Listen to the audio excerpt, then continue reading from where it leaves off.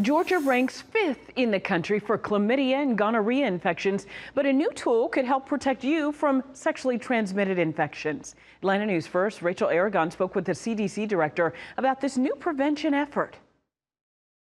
The CDC says they're working to address the increase in sexually transmitted infections both in Metro Atlanta and across the country. The Centers for Disease Control and Prevention approved new guidelines for sexually transmitted infections prevention pill, known as Doxy.